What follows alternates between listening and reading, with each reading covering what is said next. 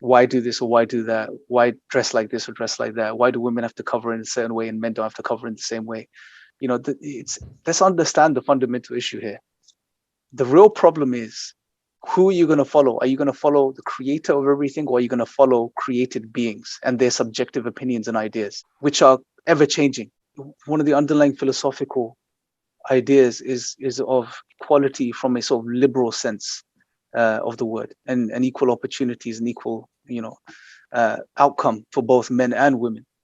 So it's almost like the world we live in today doesn't want to recognize anymore the sort of fundamental differences between men and women. Not to say that one is better than the other. That's not what we're saying, but that there are differences. They don't want to recognize them because, especially this whole feminist movement, it's all about, it being equal across the board. And they don't really define that, and they don't really look at the implications of what they're saying either sometimes, So it's definitely, men are shamed for certain things and women too are shamed for certain things, So it's, and this is the thing, again, when your information and your way of looking at the world is coming from the human mind, a subjective perspective on what you think is right, given the time you live in history, you're going to have problems because it all boils down to human subjectivity, as opposed to when you're referring to Allah, the creator of men and women, and therefore he is the source that's going to be able to tell us the differences, and tell us the qualities and tell us how they can work with each other to benefit themselves and benefit society.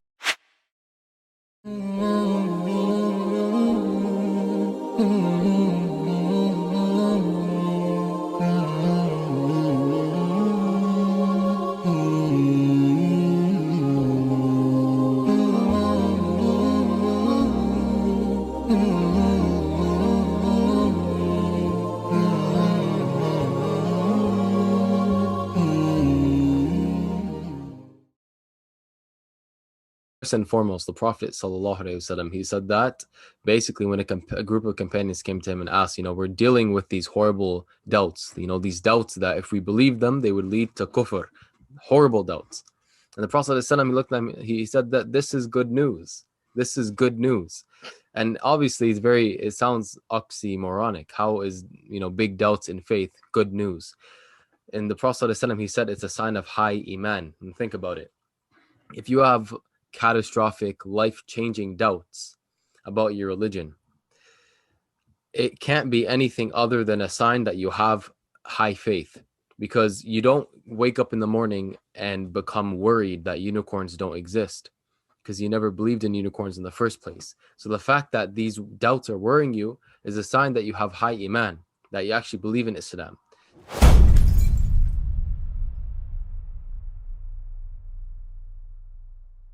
Assalamu alaikum wa rahmatullahi wa barakatuh. Welcome back to the Realist Podcast in the Dunya, the Three Muslims. Today we're joined with a very special guest, Brother Imran Hussein. Assalamu alaikum. Wa alaikum assalam wa rahmatullah. So the first place that I found you was in an Ayura video. It was an interview with, I think it was Musa Adnan, right? And you were talking a little bit about, you being a born Muslim, but having kind of like a pseudo revert experience, right? And I can relate in the same way. I was also born Muslim, but I didn't really come on Deen until a little later in my life. So tell me a little bit about how that shaped your life right now. Yeah, it's loads of people find themselves in this position. We're born into Muslim families, yet because for whatever reason we tend to sort of stray away, leave Islam to different degrees. Some people more so. Some people may still call themselves Muslim and still may associate with Islam, but not practice. Others may completely leave Islam. So me personally, it was more of looking back, I would consider that I was for many years not a Muslim because I didn't know anything about Islam. I wasn't interested in Islam. When it came to the question of God, it wasn't even that does God exist for me. It was just I had no interest in finding the answer to that question.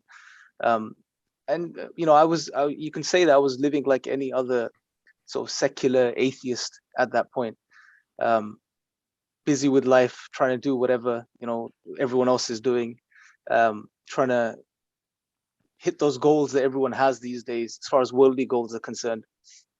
And then I got to a point in my life where I had to really reconsider life and reality and really think about these things on a deeper level, because everyone gets to the point where they think, sit down and have that moment where is this all it's about?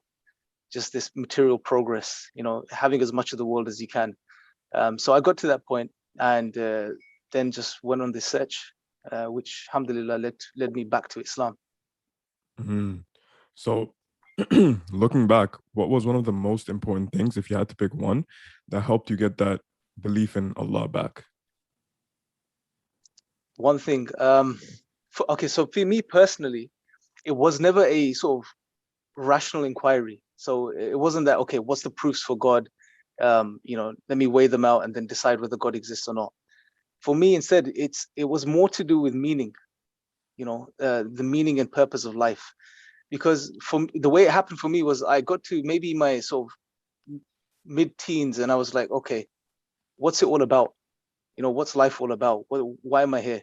Because it's really interesting, bro. As human beings, we have this tendency to ask the why question. With kids, you see it with children as well. Very quickly, when they're like 4 or 5 years old, they start asking why about everything and anything. Why this, why that.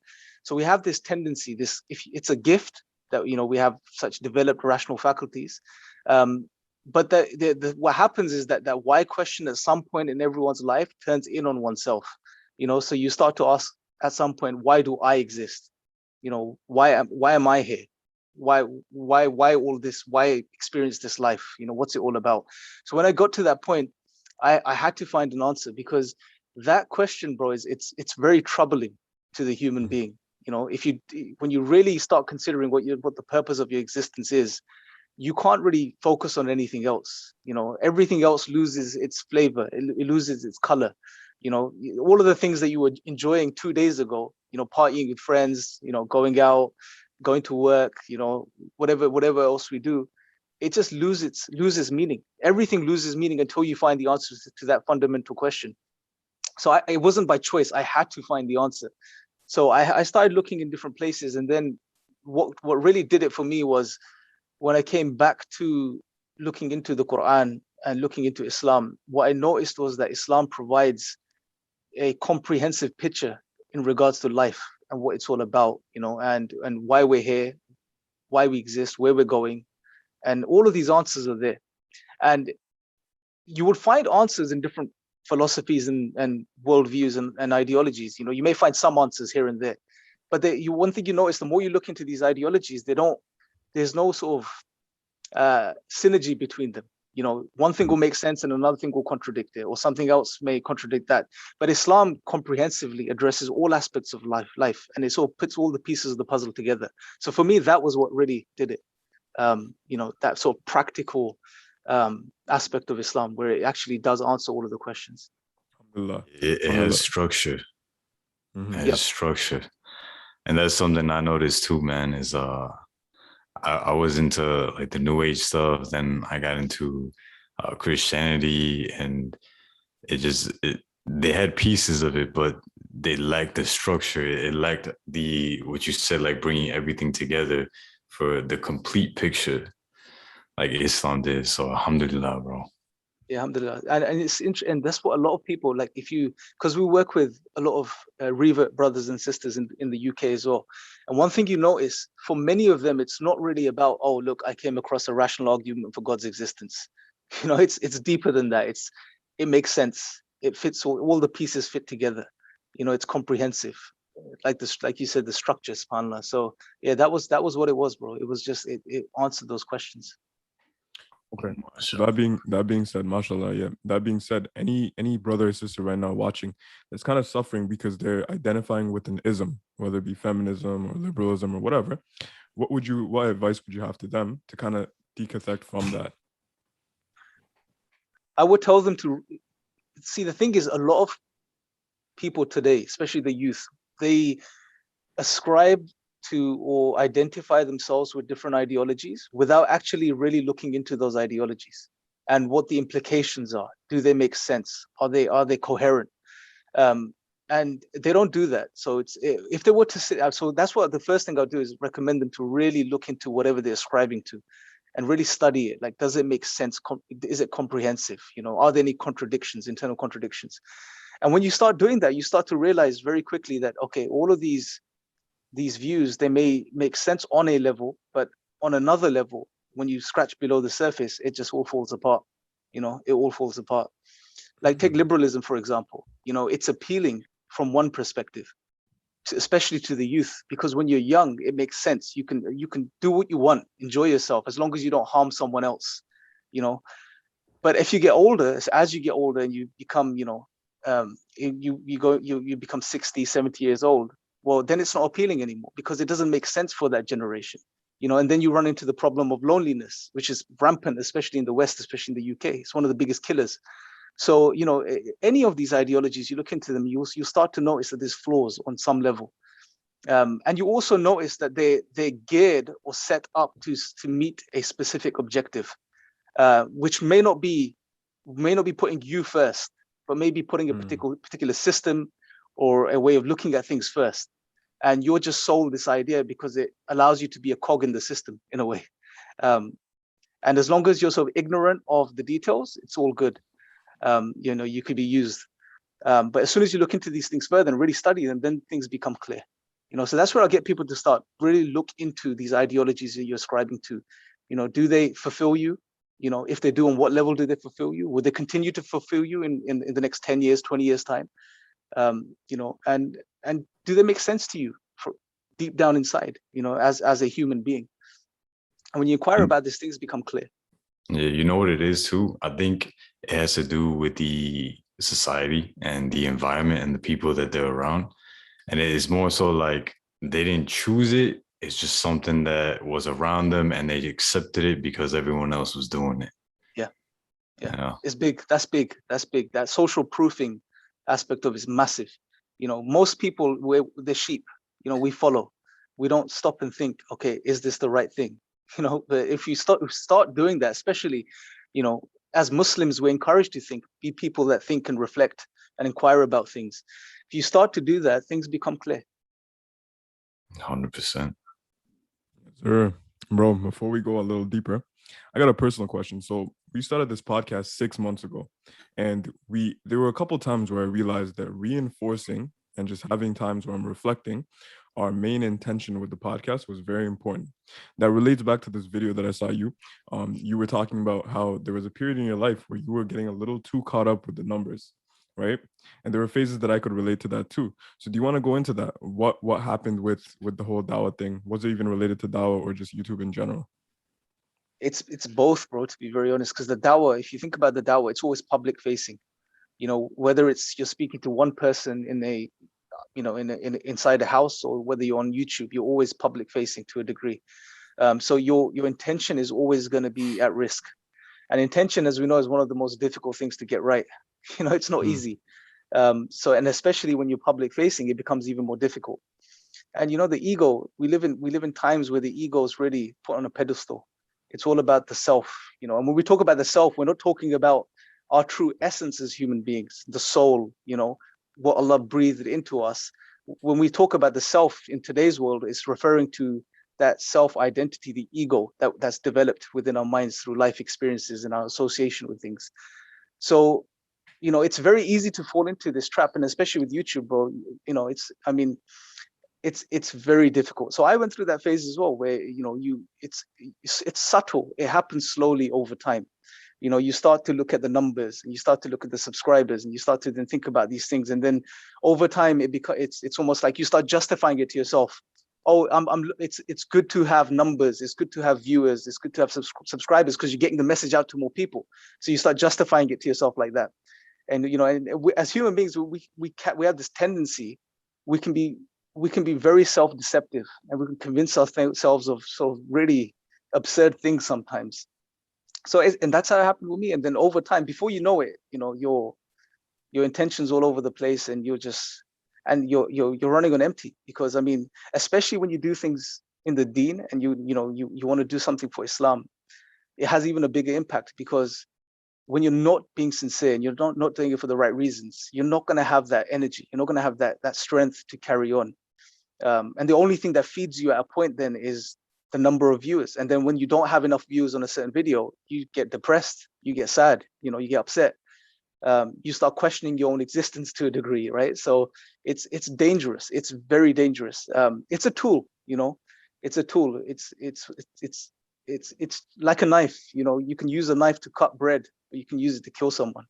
So when we use YouTube, we have to be careful, and we have to, more than careful, we have to be conscious of ourselves, and really sit down and really think about things, or think things through before we do them. And we see this in the dawah, bro. I'm very sort of, as I get older, I become less. It's not. Let me put it this way: it's the dawah scene online, generally speaking, is in a bit of a mess at the moment, bro, because a lot of things are being justified under the term dawah, under the umbrella of dawah, and you see these things sometimes, and you just think, what is the intention behind this? Why are people doing these things? And we're not considering the sort of long-term implications of that for us in this life and the hereafter. It's dangerous, especially, but this is why we have to be cognizant, we have to be conscious. We have to have awareness of Allah subhanahu wa ta'ala.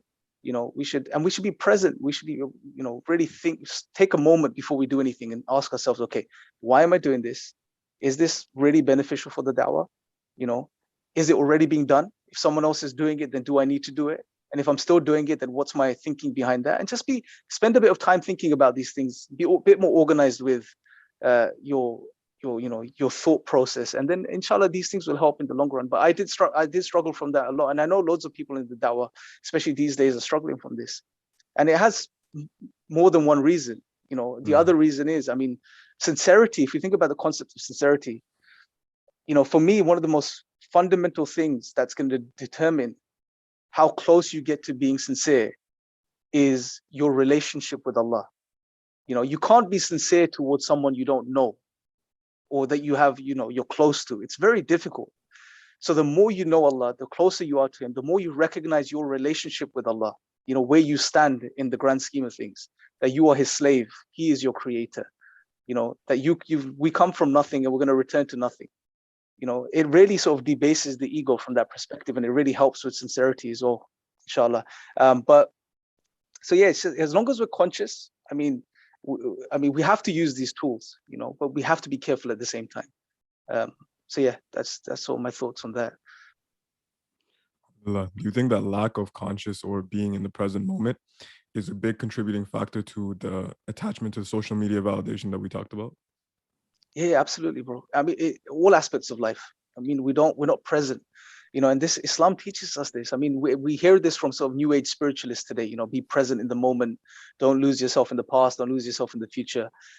But this is a base concept in Islam as well. When Allah speaks about those who are successful in the Quran, it's those who have khashiyah in salah, in their prayer, and how do you have this humbleness and awareness in prayer? You have to be present. If you're not present, you're not going to be humble, you're not going to be submissive, you're not going to be connecting with Allah if your mind is in the future somewhere worrying about something, or sort of crying about something that happened 2 days ago.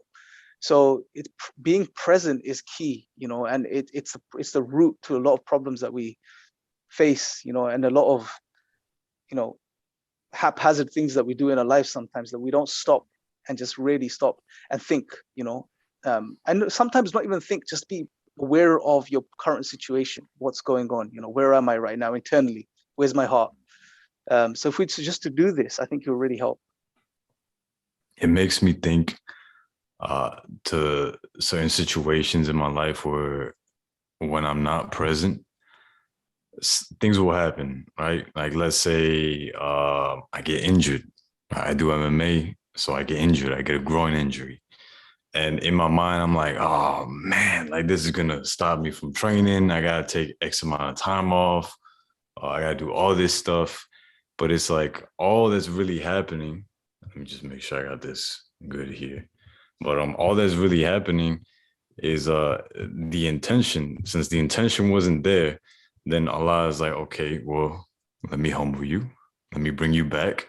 And because the presence is also not there, we fail to recall Allah subhanahu wa ta'ala, and all we're recalling is the lesson, the trial, and that brings us deeper into the trial and makes the trial expand, and we just get consumed by it versus coming back to that awareness of Allah and then coming back to I guess the full presence to where you have the intention set appropriately. I don't know. That's what you reminded me of. I don't know if this completely aligns with what we're talking about. I just had to throw it out there. No, it's deep, bro. It's you're absolutely right. It's it reflects in all areas of life. And sometimes a lot of the problems we end up in and we suffer from is because of our lack of attention, in doing things, to start with. And it's same with, loads of people suffer from, like, I can't feel that connection with Allah. I can't feel that spirituality. Again, it boils down to the same thing. It's like, are we present? Like when we look at, Allah tells us, reflect upon nature, look at the world around you, his signs are all around you, but we can't see them. We're so desperate in finding that perfect philosophical argument that would prove Allah exists and bring us some type of validation. But I mean, how often do we, these days especially, go out and just spend some time in nature and just be present? Look at a tree, for example, and without any sort of previous baggage in our minds, any of the, stuff that may be going on, oh, evolution, or the scientist told me this, or this happened, or that happened. I mean, just don't think and just look at that tree for a second, and really let it sink in that, this is a living organism. And it has a purpose. It has benefits. It gives us oxygen, takes in carbon dioxide, etc. And just be there with what Allah has created, and that itself would lead to a deep sort of spiritual awakening in people. But we don't do it. We're so busy, like we said, worrying about the future. What's going to happen? Where am I going to go tomorrow? When's my next meeting? Or, crying about, being depressed about what happened in the past. And we're not here. We're like right now, that's the key. It's like being here, being present. And that's what taqwa boils down to as well. What is taqwa? Being conscious of Allah, aware of Allah. There's a very beautiful narration. I think it was Umar ibn al-Khattab who either said this or asked this question to another companion about taqwa and what was how he understood taqwa. And he said, it's like, when you're about to sort of traverse and go through this thorny path where there's loads of thorny bushes, and you sort of gather your clothing just to make sure when you're going through it that you don't get caught somewhere, your clothing doesn't get caught, your skin doesn't get torn. It's about being, and you have to be present, you have to be aware of everything and aware of Allah. And it's going to come when you really try to relax a bit and not worry so much about, what's happened or what will happen. So what do you think pulls people away from taqwa? There's probably loads of things, bro. One of the key things is it's just the fast pace of life today that we experience. It's all about, because we got to remember the context. We live in a world which is designed in a very specific way, especially after the period of enlightenment of the 18th and 19th century. The objective that was set and given to human beings was worldly progress. It's about creating paradise on earth, as opposed to wanting to attain paradise in the hereafter. So you have to bring paradise to earth, literally, and you have to make your life as comfortable as you can, as luxurious as you can, have as much money as you can, have as many material possessions as you can, and that's what defines success. That's your purpose. Now, with that in mind, obviously, that philosophy is gonna affect even the Muslims to a certain degree, because we live in this world. We go through the same educational institutions, we experience everything else every other person experiences. So that doesn't help, because we're always thinking about, how do I, buy the next car? How do I save for this? What else do I need to, purchase from Amazon and make sure I have. We're trying to outdo other people. You see this with neighbors. I mean, in the UK, I don't know if it's the same where you guys are, but when you walk down certain streets, you'll notice that if one person, one house on the street has like a certain fire alarm, a certain system in place, the next 5 or 6 houses would have the same system in place.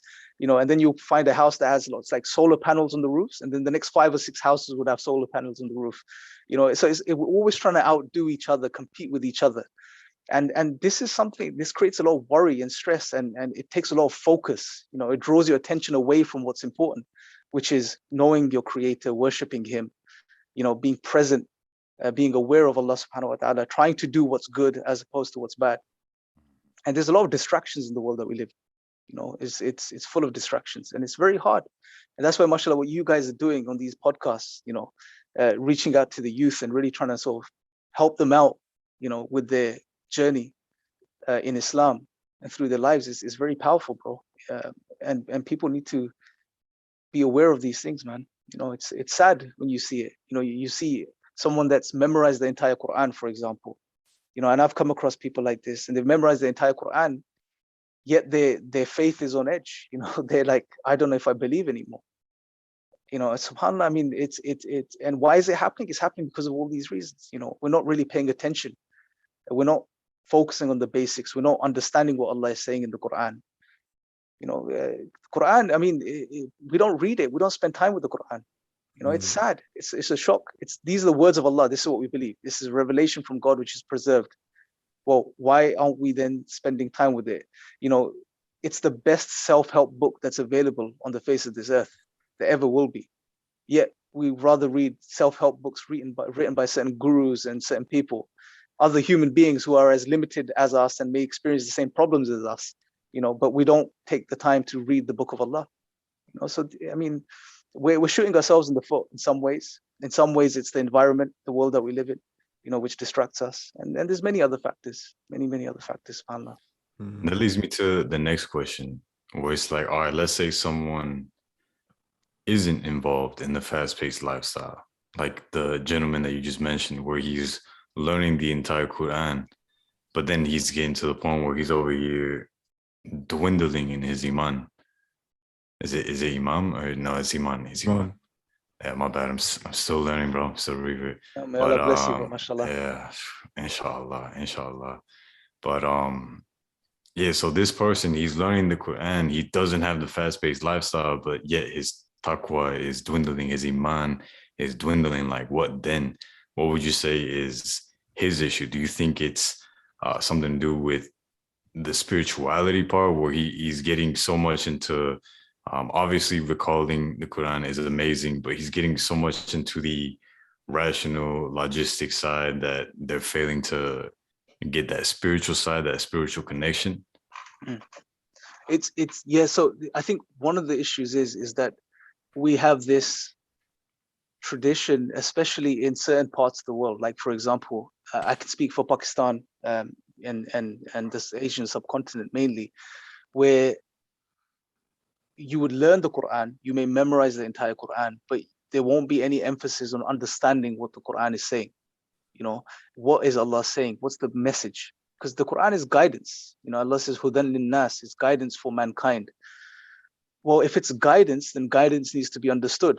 You can't call something guidance unless you have no clue what it's saying. It's not going to guide you, at least. So there's a lack of emphasis on really understanding the Quran in your language. There's many translations available, but people don't think it important in some places of the world, or don't give it the same amount of emphasis as other things. So that is a big problem. And definitely there are Muslims out there who memorize the entire Quran in Arabic, yet they don't know what it means. There's many people like this, and that is a problem. Fundamentally, that's an issue. The other thing is and it goes back to the point about the world that we live in. It's like, who is your God? What is your ilah? In the Arabic, the word itself referring to, the being that's greater than you and the being that you rely upon and depend upon. What is your God? What have you made your God? Every human has a God. We can't escape this. Everyone submits to something. Everyone worships something. For some people it's materialism, for others it's another person, for some it may be, some type of ideology or view. Everyone is submitting to something, everyone is obeying something. That's a fundamental question. Who are you obeying? What are you worshiping? I mean, a lot of times, and this is the thing, because we don't understand Tawheed, the concept of the oneness of Allah, and that Allah alone is the creator. He is the only being that's maintaining everything and in control of everything. And then logically, he's the one that we should worship. I mean, why would we as rational human beings worship or submit to something inferior, something that's not any better than we are as limited beings?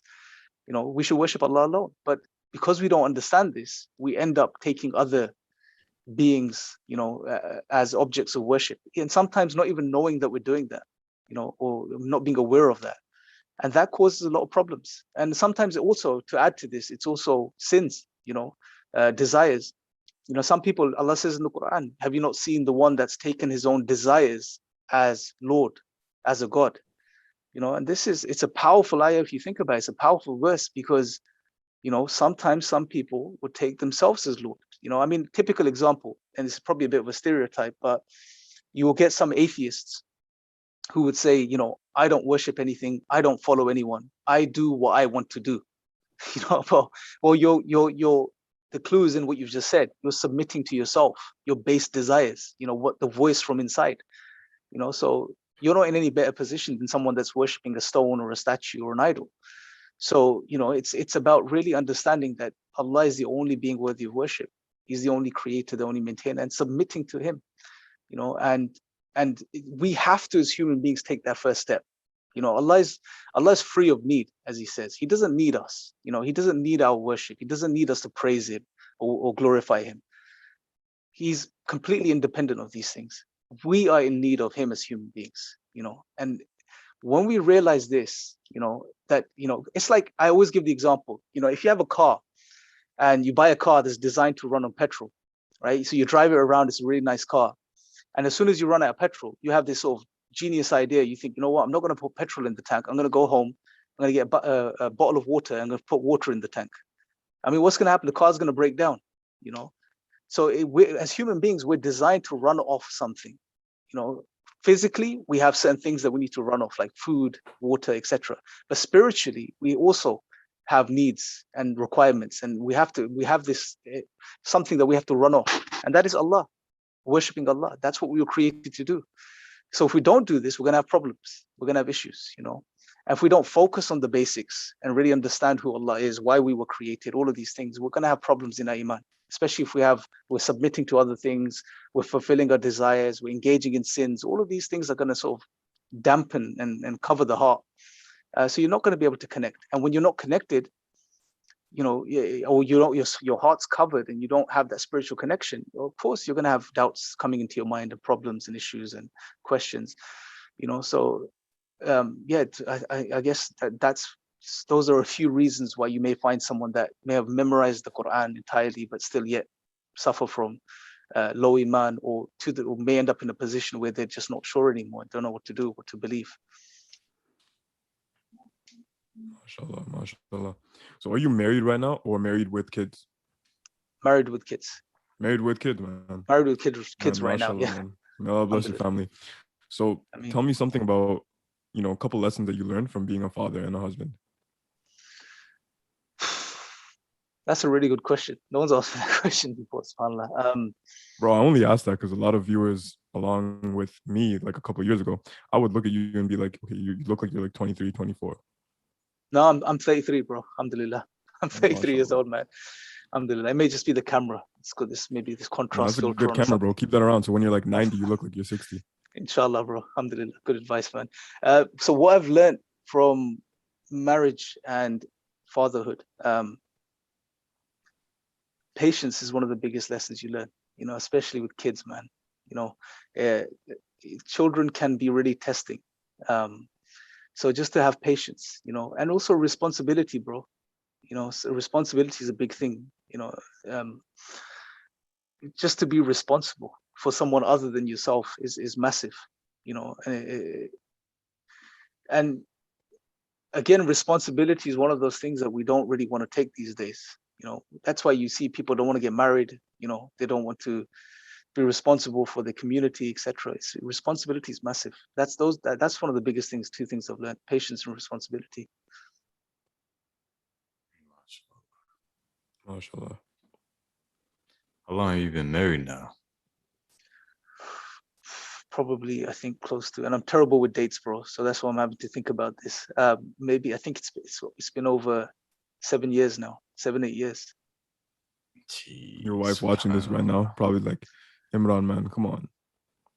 Yeah, I know. I'm terrible. I don't remember birthdays, bro. One of the things, it's just this vice I have, if you like. I just can't remember dates, man. I'm just terrible with dates. Mm-hmm. Dates and names. Those are the two things I just can't remember. So I feel like I have a question here, but I don't think it might be appropriate. I was gonna ask. Go ahead, bro, we'll man. edit it out if it's not. Could edit it out, I guess. Okay, because I was gonna ask you, is marriage what you thought it would be? And I was gonna ask you, like, is it like a relationship? But then again, like, you're born Muslim, so I don't know if you ever had just a relationship, because I understand that it's haram to have just a relationship. So I'll say this, right? When I wasn't Muslim, I was living like everyone else was living. So yeah, I you know, I was involved, may have had some relationships, etc., right, with people. What was the He's basically asking like question? an Islamic marriage. Is it like a relationship in a way? Like how in today's secular and non-Muslim world, we have just people dating and all that. Again, it comes back to responsibility, bro, man. It's like you have to be real with it. So there is that, what they call the honeymoon period, right? Which is maybe the first, you know, it depends. It varies. You can say the first year. Some people say the first couple of months, etc. Right? So there is that period, and there's nothing wrong with it. I mean, you know, brothers and sisters, when they get married, they should enjoy that period, right? But they should be practical as well, you know, because a relationship between two people, a husband and a wife, it's deeper than that. It's deeper than that initial infatuation and those, you know, those feelings that you have initially. And be ready for that. You know, that's the best piece of advice to give brothers, is like, because before they get married, they're really excited and they think it's going to be like a Bollywood movie, you know, where it's just never going to end and those feelings are never going to change or anything like that. But, you know, feelings change, but that's not in a negative way. It gets deeper, right? So the love becomes deeper. It's not just superficial. It's not just based on how you look, you know, or what I like about your personality. It's deeper than that. You know, it's a beautiful thing in and of itself. So yeah, it's beautiful also because, you know, we realize that Allah He's put a system in place. So the marriage has a dynamic. You know, there's give and take on both, for both parties, so for the husband and the wife. You know, and you also have to be, you know, forgiving. You have to have true forgiveness. You know, you have to overlook, you know, sometimes, and you can't be rigid in your marriage. You know, if you're rigid, you'll break. The marriage will break. You know, so you have to be practical, pragmatic. You have to relax. You know, you just you know, there'll be times where your spouse may do something you don't like. You know, and it may be a minor thing. Don't just let it go. You know, you have to be gentle with this, and marriage develops in a very beautiful way. You know, especially if you conduct it within the Islamic framework, you know, it develops and it becomes deeper and much more meaningful, you know, and especially when you have children, then it's this another element that comes in, is this partnership between the husband and wife to raise your children properly, you know. So again, it's a beautiful system, you know, that Allah has put in place, and men need women and women need men. You know, we're not complete without the other, you know. And again, it's a sign, because, you know, every aspect of our lives, we can't be whole as an individual. There's only one. It's Allah. He's alone. You know, He's free of need. As human beings, we have needs, you know, and women complement men and men complement women in their own ways. So, you know, but it's within the framework of Islam, which and then it expands out to the society as well. It's what's best for society, you know. But what we see, you know, in being practiced otherwise, you know, it's detrimental on many levels. You know, when people just have relationship after relationship, it has an impact on people, their perceptions and all of this. So, it's what I would say is it's just to summarize, I guess, is be practical. Know that there's going to be that initial honeymoon period. Enjoy that. Make the most of it. Don't be like, oh, I know it's going to be over, so forget it. I'm not gonna, you know, it's just transient. No. Enjoy each phase in your marriage. You know, it's going to bring something new, and it's going to be meaningful in its own way. Are you guys married, by the way? Yeah, I am. Oh, yeah, it is. MashaAllah. You Yeah, married as well, bro? mashallah. MashaAllah. MashaAllah. No, sir. No, Not yet. yet. Okay. Not yet. Inshallah. Very soon. Inshallah. Yeah, very soon, inshallah. But the question, man, actually, I take that back. If it comes back, inshallah, I will throw it in there. But my mind just went blank. You talked about marriage, thought about women, and my mind went blank, man. SubhanAllah.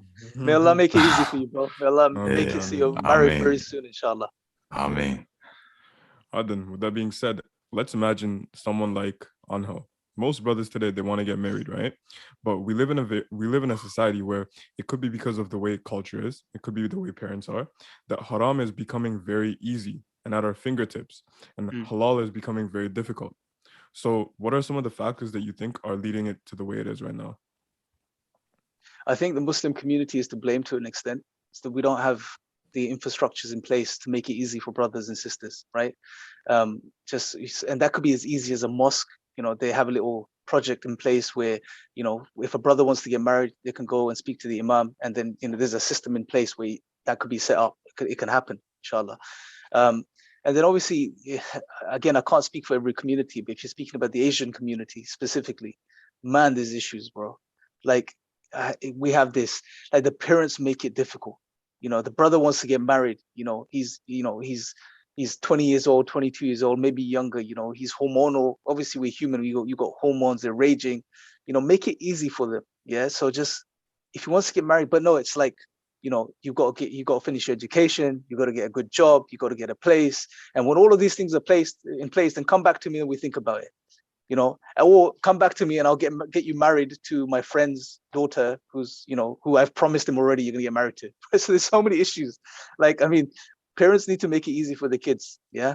And that means if they feel comfortable to approach you and tell you they want to get married, then facilitate that for them. You know, make it easy for them. Don't make it more difficult for people. So that's on a sort of family dynamic level. On a social level amongst the Muslim community, maybe it's easier in Canada, but in the UK, I mean, it's still very difficult. Most, you know, as far as I'm aware, most mosques don't have something in place. Like, they don't know where to go. Like, many brothers, they don't know who to ask. You know, because I mean, it's a big thing, marriage. You know, it's not something in Islam that you can get married today and, you know, get divorced tomorrow, just because, you know, whatever. You need to consider things, right? You need to make sure that you're getting married to the right person. So that means you have to come across the right person, and that needs to be, you know, facilitated. So yeah, all those factors, man, I think it causes issues and problems. And like you said, there's so much haram in our environment, in our society, and it's all around, bro. I mean, you walk down the street and you'll see like 6 billboards where women are being objectified and used to sell a product. I mean, and if you're a guy, then it's going to be an issue because it's a part of your nature as a man. So, you know, considering just how overly sexualized society is today, we need to try to make it easier for our youth to get married when they're ready, and to take that responsibility, and so they can mature as well. Because marriage, like I said, it matures you as a human being, man. It makes you responsible. You know, it actually, you know, from a guy's perspective, it makes you a man in a way, in many ways, you know, because you're not only worrying about yourself, you have to take care of people now. You know, you have a family to support. So it's a good thing, bro. It's a good thing, you know. So and it should be facilitated and made easy for our younger generation, inshallah. Alhamdulillah. You've let me remember what I was gonna ask you earlier, which was, I want to get your take on this, right? Because I have my take, and I'm sure Fayed has his, but I want to know what you think as what problems come about from this whole basically dating. Like, you go from one relationship to the next one, to the next one, to the next one, or you're going from like one marriage to the next marriage, to the next marriage, to the next marriage. Like, what implications does this have on the individuals that are partaking in this? So one of the things I would say, it messes with your psychology, you know, as a male and a female, you know, because relationships, you know, they're something that by their very nature are supposed to be meaningful. You know, there's something that's nurtured and supposed to grow over time. But when you're jumping from person to person to person, I mean, you're short-circuiting yourself. You're messing with your wiring as well as a human being. I mean, you know, you lose respect for the opposite gender to a degree. You know, if for guys, women just become, you know, just this, you know, this being or creature that they're supposed to, you know, get with and get whatever they want from them, and that's it, and move on. You know, I can't put it in any other way. And for women, I mean, the male and female psychology is different, right? No, and this is one of those big things. I mean, it's not to say one is better than the other, not at all, you know, but men and women are different. I mean, we have to recognize this. And I know the feminists have have some really distorted ways of looking at things, especially when it comes to equality. But you can't run away from this. I mean, if you look at the psychological research on this, the scientific research on this, men and women are different. You know, psychologically, physically, emotionally. Women have certain traits guys don't have. You know, they're much more emotionally intelligent. You know, they're much more aware, emotionally and sensitive, and that's an amazing trait to have. And guys have certain traits that women don't have. But so I think from a purely female perspective, a woman's perspective, and I can't say much, but I mean, I can't see it doing anything good for her. If she's having to go from one person to another person to a third person. It must really mess with the female psychology, you know, and it's not a good thing in any way, shape or form, bro. We lose respect for each other. We objectify each other in ways which is not true. And then in the long run, you're going to have problems when you do want to settle down, you know, because you're just not going to know how to do that, you know, and on top of it, you're not going to be getting those immediate thrills that you may get from a short-term relationship. So what do you do then? Because you've spoiled yourself in a certain way, and you're going to have issues, problems. And then obviously psychologically it damages you to a degree. I mean, how many times do good, you know, relationships where the intention is for it to last end because of, you know, previous experiences, you know, that the sister or the woman has had some really bad traumatic experiences when they may have fallen in love with the guy who messed her around, you know, that's going to impact a relationship in the future, you know. So it destroys these sort of delicate structures within society. It really messes. And then kids, if they have children, the poor children suffer because of this whole, you know, situation. And then they go on, and that sort of colors their thinking as well, you know, because children are like sponges, bro. You know, when they see that their parents are split or they're fighting and arguing and it's not working, it's going to leave a lasting impression in their minds, which later in their lives can affect them negatively as well. 100%. You make me recall like my own experience, and you know, I reverted in closing in on a year now, alhamdulillah. But I feel like the experiences that I had with like multiple women has like tainted me, and it is very, and I speak very honestly here, but it is very difficult looking at Muslimas and trying to choose at least one for a wife. And because I'm telling you, like, I was with women that were like Instagram models. At least I perceived them like that. And it's like, bro, like when you go from that, and then like obviously in Islam, you don't have these women that are portraying themselves like this or beautifying themselves like this, you know, for the most part. For the world, for public. Yeah, for the most part. It's just weird, bro. And like I find myself turning down opportunities because of my past experiences where I'm like, well, I had something like this, and this sounds very shallow, and I'm gonna admit it. It probably is very shallow, but it's like I'll see the woman, and it's just I'm like, oh, I've had better. Like I'm sorry to say that, but I've had better, and I do feel like it's tainted me. So like I can only imagine what it does for people who don't come to Islam and who stay in that secular way.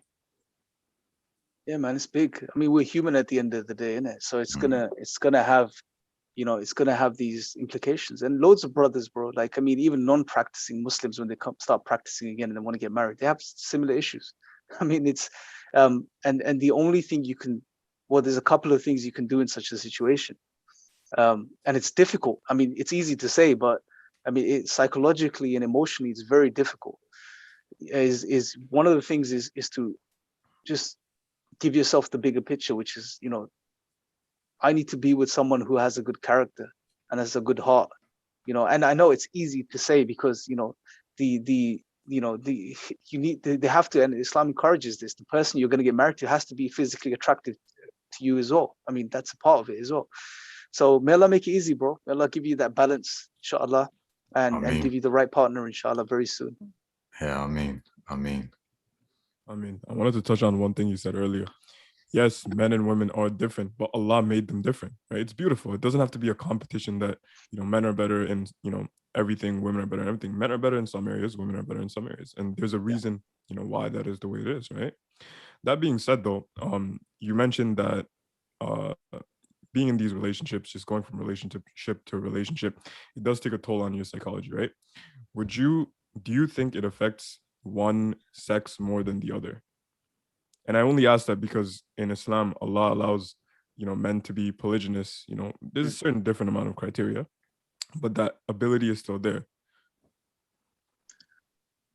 Does it affect one sex more than the other? Yeah, like a woman going through a bunch of different relationships, does it just affect her psychology, biochemistry, whatever you want to call it, with men, period, compared to a man that would go through the same thing? Generally speaking, I'd say yes. So what I mean by that is, if you to just generalize, right? Because women do get connected more. They do invest more so quicker than men do in a relationship. Now, again, I'm going to use this word, but I need to contextualize it. They are more emotional. But what I mean by that is that they're more in tune with their feelings. So I'm not saying in a negative way, right? And and therefore, as an extension, because they've committed and given themselves to the person and invested in that person, it's much more difficult for them. But then again, brothers, there are some brothers who are very emotional and sensitive as well. Some guys have that type of nature too, where they're very sort of emotional and emotionally in tune with people. So generally speaking, yes, I would say it affects women more. But I think there are, men that are affected really badly from such experiences as well, and having different relationships. But yeah, like you said, bro, men and women, it's a very beautiful point, and you summarized it, which is they're different, but it doesn't mean difference doesn't logically follow just because two things are different that one is better than the other. I mean, and that's how some people would want to see it. Oh, you're saying there's a difference, therefore you're saying that men are better than women. No, they're different. Some men have some qualities which women don't have, and women have certain qualities that men don't have, or may not have. The opposite gender may not have the same degree of that quality within them. Do you think society plays a role in shaming men for not having some qualities that women have from a very young age, and vice versa, shaming women for a lot of their qualities that they're born with in the natural fitrah by Allah, and for not having the qualities that men have? Yeah, I think across the board, for men and women. Okay, because we have, again, the one of the underlying philosophical ideas is of equality from a sort of liberal sense of the word, and equal opportunities and equal outcome for both men and women. So it's almost like the world we live in today doesn't want to recognize anymore the sort of fundamental differences between men and women. Not to say that one is better than the other, that's not what we're saying, but that there are differences. They don't want to recognize them because, especially this whole feminist movement, it's all about, it being equal across the board. And they don't really define that, and they don't really look at the implications of what they're saying either sometimes, So it's definitely, men are shamed for certain things and women too are shamed for certain things, So it's, and this is the thing, again, when your information and your way of looking at the world is coming from the human mind, a subjective perspective on what you think is right, given the time you live in history, you're going to have problems because it all boils down to human subjectivity, as opposed to when you're referring to Allah, the creator of men and women, and therefore he is the source that's going to be able to tell us the differences, and tell us the qualities and tell us how they can work with each other to benefit themselves and benefit society. So yeah, I think it definitely does, bro, to answer your question.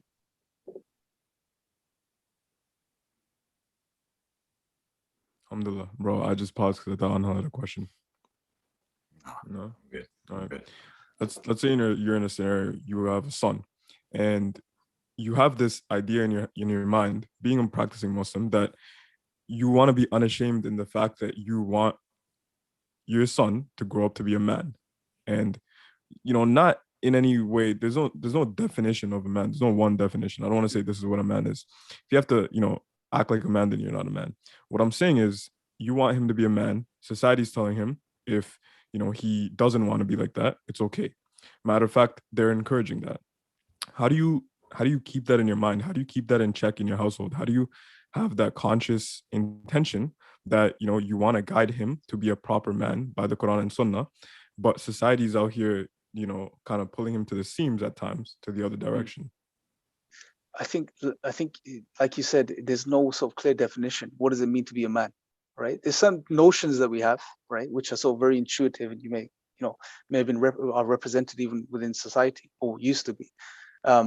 But I think that's a far too big of a question. I mean, if we started trying to figure out how we define what a man is, we'll be here for a very long time. But I think what I would do personally, what I try to do is, when my kids are old enough to understand, is to get them to try to understand the source of Islam.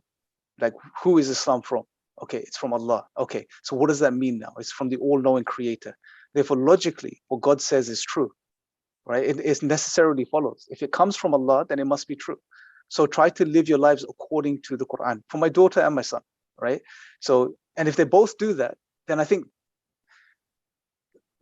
there's a natural development for men and women within the Quran, and it's almost like they'll naturally be able to understand their roles and responsibilities, and try to fulfill them to the best of their ability, as opposed to having to tell them specifically, this is what it means to be a man. So, and if they're following what Islam teaches, then whenever they do come across certain ideas in society, which, may be incorrect, they'll be able to sort of weigh it in and evaluate it with what Allah has said. So I think core concepts is key, bro. It's like giving kids those core concepts, and that doesn't mean, do this or don't do that, because with kids, if you tell them do this or don't do that, it's not really going to help. And I think that causes a lot of problems amongst Muslims as well, and many people, ex-Muslims, if you like, or, Muslims that have left Islam. One of the biggest things is, why does God want me to? Why should I do this? Why should I do that? Why should I pray 5 times a day? Why should I fast in Ramadan? It all boils down to the fundamental issue. They haven't understood the source of this religion and what that therefore implies. If it's from Allah, the all-knowing, all-powerful creator, the one that wants best for us, the one that loves us, then therefore it logically follows whatever he said is true. Therefore I should follow it to the best of my ability, regardless of whether I completely understand, all of the wisdoms behind it, all of the logic behind it, all of the rationale behind it. It's irrelevant, because as human beings, sometimes, as Allah says, sometimes we want things which are bad for us and we don't realize it, from our perspective. And sometimes we don't want things which may be actually good for us. So I think just giving kids core concepts and allowing them to understand why Islam is true, and then encouraging them to follow it to the best of their ability as they grow and develop. I think that's the solution to all of these issues, bro. Alhamdulillah, Habibi. I think it's very important as well to add to your wonderful point that it's good to start young too. If you start later and you want to enforce boundaries later, it's a little confusing to kids, right? You don't want to have a kid who, they come home, raised in today's West, they wear whatever you want, and then you quote them the hadith about the Prophet ﷺ talking specifically about men that dress like women and women that dress like men. They're gonna be like what? It's almost too late. I don't want to say it's too late because Allah guides who He wills, but it's better as parents that we take that role on earlier than after things already hit the fan. Yeah, and look, here's this is what always, sort of, whenever such people come up with such sort of questions or issues, about why do this or why do that, why dress like this or dress like that, why do women have to cover in a certain way and men don't have to cover in the same way, let's understand the fundamental issue here. The real problem is, who are you going to follow? Are you going to follow the creator of everything, or are you going to follow created beings and their subjective opinions and ideas, which are ever changing throughout the years, decades, centuries, ever changing, bro. I mean, things that we consider to be okay in today's society, 2021, go back 10 years, some of those things, at least some of those things would not be considered okay and normal. Go 10 years into the future, things will change again. Morality, their perspective on what's right and wrong will change, because it's always based on the limited human subjective mind, which can't give you absolutes or clarity. It's going to be opinion of certain individuals, then, which is spread through society, and it becomes a norm for a little while, and then it changes again. I mean, who do you want to follow? Do you want to follow subjective ideas and opinions, or do you want to follow what the creator has told you? I mean, rationally, it makes sense to follow the creator as opposed to created beings and their ideas and views. MashaAllah. just want to say, bro, my Iman has been boosted. I feel like I got an Iman boost having this conversation with you. Oh, may Allah bless you, bro. May Allah increase you, bro. Bro, may Allah bless you. Ameen, ameen, ameen. Ameen. Speaking of Iman boosters, bro, I think, given that we're going towards the end of our timeline, let's end it with this. What advice would you have to brothers and sisters who are dwindling in their Iman at times? So the very first thing is to realize, and to come to terms with the fact that you're dwindling, because a lot of times we put it off, so we may have may not be practicing, or we may not be wanting to pray on time or pray properly. We may be rushing it. So subtle things like this will happen. And in many cases, we don't stop and think, okay, I need to fix something. Something isn't right. Normally we just let it go on, right? Let it get worse through the course of time. So first thing is to realize, okay, you need to evaluate, you need to sit down and think about what's wrong. And once you get to that sort of conscious space in your mind and you realize, okay, things need to be fixed, is then to realize that if you are dwindling, if you're having problems with your Iman, if you're not praying on time, you don't wanting to do certain things, you realize it's happening for a reason. Everything happens for a reason, right? So what is the reason? Go and search for that reason. Okay, maybe it's society, maybe it's my environment, maybe I'm engaging in too many sins, maybe I'm doing things that I desire and I know they're not right, and I think if we've got a couple of minutes, I do want to sort of explain this whole, alhamdulillah. So I do want to explain this whole thing about doubts and confusions and lack of Iman and stuff. See, the way I see doubts is you can put doubts in two categories, right? Doubts which are not really doubts, they're questions, right? Because sometimes we label a question a doubt, right? And that's problematic, because as soon as you label something, it becomes that thing for you, right? So words are very powerful, they have meaning, and then that becomes a part of our understanding. So we have to be very careful. If you have a question, don't call it a doubt unnecessarily. If it's a question, it's a question, right? And we should ask questions as Muslims. We're encouraged to ask questions. There'll be many things we don't know about, and we'll go in search of the answers. So relabel it first. Really ask yourself, is it a doubt or is it a question?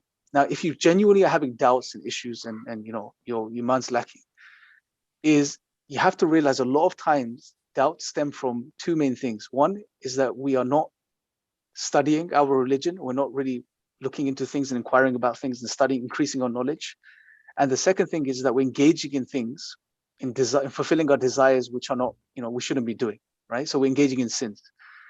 When you engage in sins, what happens is you start enjoying those things, right? Because they're linked to your desires and they come up over and over again. Now, the more you fulfill your desires, the more you sort of enjoy that process and the more you get used to it. Now, there's this dissonance within your mind, within the person, because on one side, Allah has told you not to do X, Y, and Z. And on the other side, you enjoy doing X, Y, and Z, and you're doing X, Y, and Z, whatever that is, right? And human beings, we don't like to be in a state of dissonance as human beings. We like to have stability, right?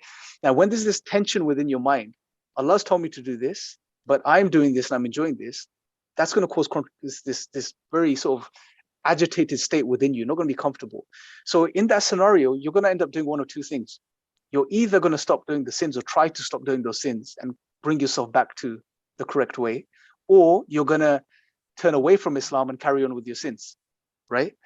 Now, unfortunately, most people end up going towards just carrying on with the sins and turning away from Islam because it's easier. It's much easier to just fulfill and give into your desires and that instant gratification, right? As opposed to doing what's right as people. So we don't do what's right. We take the easy route, which is doing these things. Now, to make things easy for yourself, to get rid of this dissonance in your mind, you have to turn away from Islam, right? Now, what ends up happening, and this may happen on a subconscious level, is that you will start to manufacture doubts so that you can disassociate from Islam and carry on with your desires. And that makes, so you'll try convincing yourself, Islam isn't true for X, Y, and Z reason. Okay, it's not true. I don't need to worry anymore. There's no accountability. There's nothing to worry about. I can go and do whatever I want now and enjoy myself, right? But we don't realize that we do this deliberately. It's to get ourselves out of this dissonance. We start manufacturing doubts. And shaitan obviously plays a role in this as well, right? So it's to really get to the bottom of it, understand why you have doubts. And then once you're conscious of it and you're aware of what's going on, then you can start solving that problem. and really, you know, take the responsibility of solving that problem. No one's going to do it for you. You have to do it yourself. And Allah's given you the strength and the ability to resolve these issues. He's made you intelligent. He's given you rational faculties. He's given you a heart. He's given you a soul. You know, he's given you the fitrah. So, you know,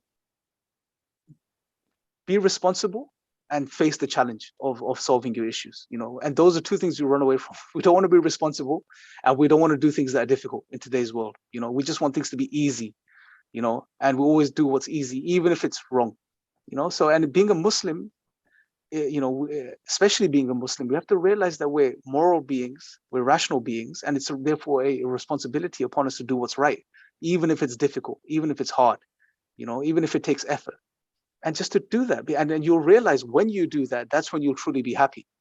You know, when you face your obstacles, you face your challenges and head on, and you take them on and you take them out, that's when you're going to be, you know, you're going to feel happy, truly happy and joyful.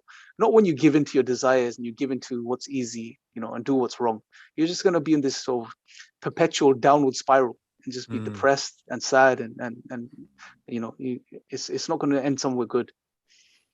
It gives you that false sense of the satisfaction and of pleasure, where it's like you do something and then it's like, oh, this feels good, you know, like I wanted to do this, it feels good doing it, but then it's like it's very short-lived, and then once that's gone, you're right back to where you started. Versus like if you are doing things properly, if you are reading the Quran, if you are praying, you are present in your prayer, you have that taqwa, and you are truly in tune with the Creator. Like that's different. That doesn't leave you high and dry. Absolutely. Like the other ones, yeah. Absolutely, bro. And this is, I mean, it reminds me of a narration of the Prophet ﷺ, in regards to Dajjal, right? There's many things the Prophet ﷺ said about Dajjal, which is in English, the Antichrist, as is translated, the deceiver that will come near the end of times.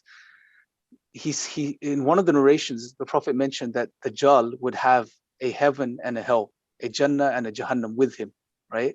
And his Jannah, his paradise, would actually be hell, and his hellfire would actually be paradise, right?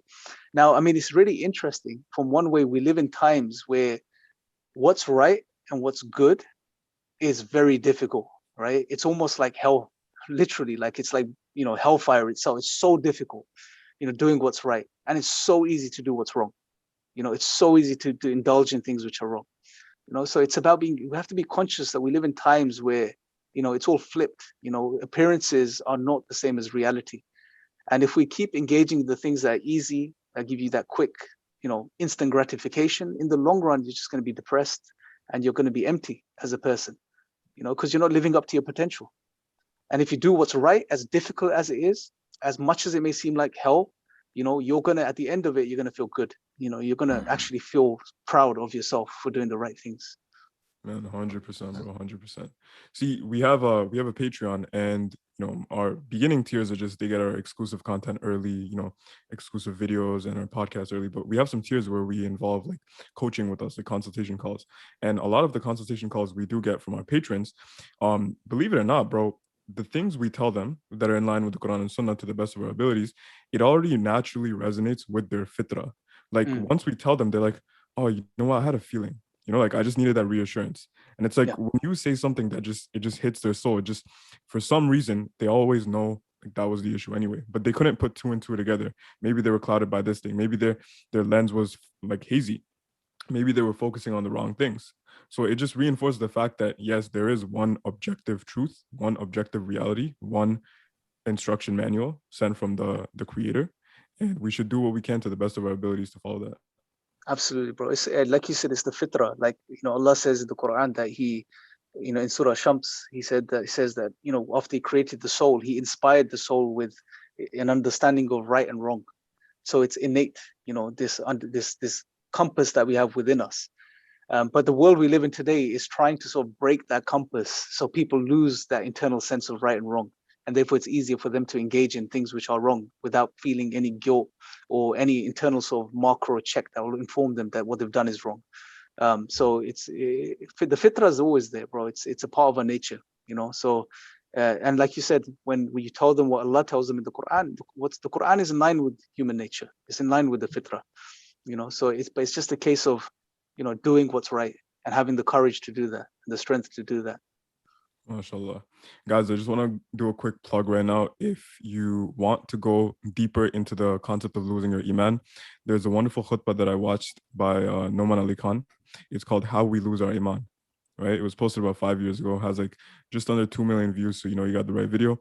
Give that a watch if you want something that hits your soul, inshallah. Like that hit me. That was a video that I watched and I was like, damn, bro, like I never put two and two together. All the puzzle pieces like came together and it made sense. Like, you start feeling guilty because you're addicted to your nafs. Just like you said, you're controlled by your desires. You took your desire as God, astaghfirullah. And you get to a point where it's like, the only thing making you feel guilty is this Islam thing. And this Islam thing isn't really that true anyway. So why am I feeling guilty? Let me remove Islam from the picture so I can just do my nafs without feeling any accountability. SubhanAllah. I'm paraphrasing the khutbah, but guys, watch that khutbah for sure. All right, Anghel, anything else? That's All it. right, guys, if you made it this far, comment down below, #bring Imran back, because we got to have part 2. But jazakallah khair for your time, man. Jazakallah khair, guys. May Allah bless you. And may Allah make this a means for, of benefit for us and for everyone else that watches, inshallah. Ameen. All right. Any last few words or a message you have before we wrap it up? No, just keep going, man. You guys are doing amazing work, mashallah, reaching out, especially the demographic that's in trouble, especially in the times that we live in. So it's very powerful, mashallah, and just, it's inspiring to see you guys do this, mashallah, especially brother, is it, how do you say the name, bro? I'm like Anghel. Anghel, mashallah. Yeah. You've been Muslim for almost a year, right? Alhamdulillah. Alhamdulillah, bro. And just to see you, mashallah, not only try to better yourself, but just to help others, see that concern for people and doing this, so soon after you became Muslim is inspiring, mashallah, man. It's really inspiring. May Allah bless you and increase you. Ameen. Ameen, bro. Much respect for Anghel. Yeah, guys, if you made it this far, smash that like button, share the video with someone that you think might need it. And may Allah bless you all. Assalamu alaikum wa rahmatullahi wa barakatuh. Wa alaikum salam. First and foremost, the Prophet ﷺ, he said that basically when a group of companions came to him and asked, we're dealing with these horrible doubts, these doubts that if we believe them, they would lead to kufr, horrible doubts. And the Prophet ﷺ, he looked at him, he said that this is good news. This is good news. And obviously it sounds oxymoronic. How is, big doubts in faith good news? And the Prophet ﷺ, he said it's a sign of high Iman. And think about it. If you have catastrophic, life-changing doubts about your religion, it can't be anything other than a sign that you have high faith, because you don't wake up in the morning and become worried that unicorns don't exist because you never believed in unicorns in the first place. So the fact that these doubts are worrying you is a sign that you have high Iman, that you actually believe in Islam.